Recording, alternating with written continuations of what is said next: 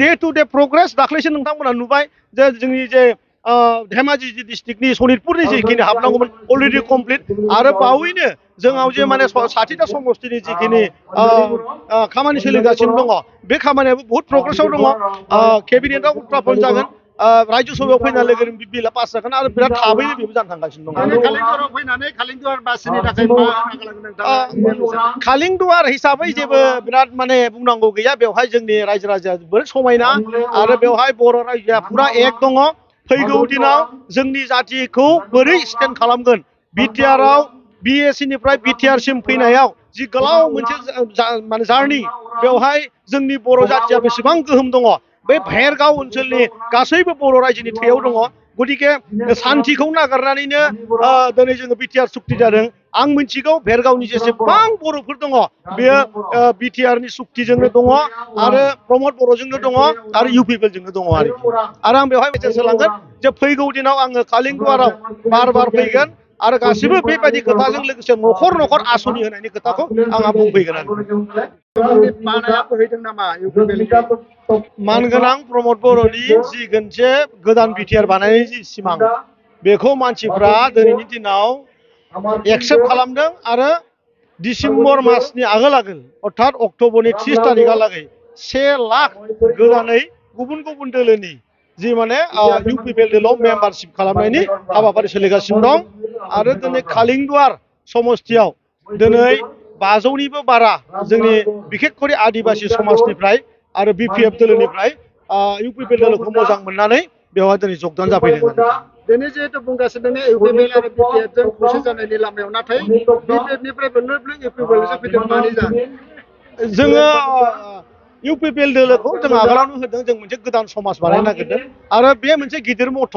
आरो बे मथ'आवनो बिटिआरनि रायजो राजा बेवहाय बिखेककरि बर' समाजा जिहेतु नुबाय जे माने प्रमद बर' दैदेननाय जि इउ पिपिएल सरकार बेयो रियेलि रायजोनि थाखाय दा बेवहाय खुनु दाङाबाजि बेवहाय खुनु माने जाख्ल'नाय बेफोरबायदि जेबो माने परिस्थिति गैया बा बिदि मोनसे समय फैयाखै बेखौ गोबां मानसियानो रियेलाइज खालामदों आरो बेनो मेन बाथ्रा जे फैगौ जे 2025 जे जोंहा बिटिसि इलेक्सन बेवहाय खमैयाव 35टा सिट लानायनि थांखिजों जों खामानिखौ मावगासिनो दं जिहेतु इउ पिपिएल आरो बिपिएफ गेलेगोन बे समावहाय ज' जायोब्ला सिट शेयारिंनि खोथा फैगोन बे खोथाखौ जोङो बुंनो हानाय नङा उननि खामानिया उननि आरो उनाव जि जागोन जों बेखौ नुगोन खिन्थु दानि समाव जिहेतु जोंहा जोंनि स्टेन्डखौ लाखिनांगौ आरो जों गोजायैबाबो खमैयाव 30टानि सिटनि 35टानिबो बारा भट लानांगोन बे थांखिजों जों खामानि मावदों आरो सासे बर'नि गेरेमसा बर'आ बेबायदि सिखावफोर बहुद दङ सोर सासे गेरेमसा बेयाव दाखायत दं जिनाहारि खालामग्रा सुबुंफोर दं सोर गेरेमसा जों बेखौ सिनाया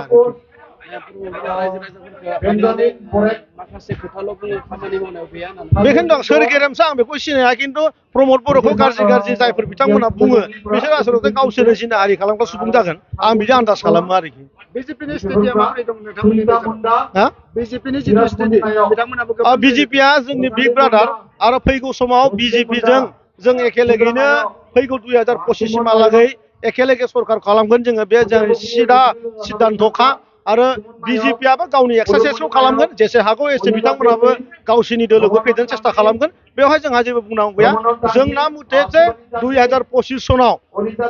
30बानिबो बारा सिट भेरगावनि गासिबो सिट उदालगुरिनि गासिबो सिट बाक्सानि गासिबो सिट क'क्राझारनि गासिबो सिटखौ लानायनि सिमांजों 1 लाख गोदान माने गुबुन दोलोनिफ्राय जों जयिं कार्यक्रमखौ बिफर नभेम्बर जों मावजोबगोन आरोखि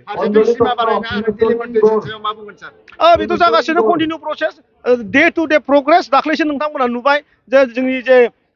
धेमाजि डिस्ट्रिक्टनि सनितपुरनि जे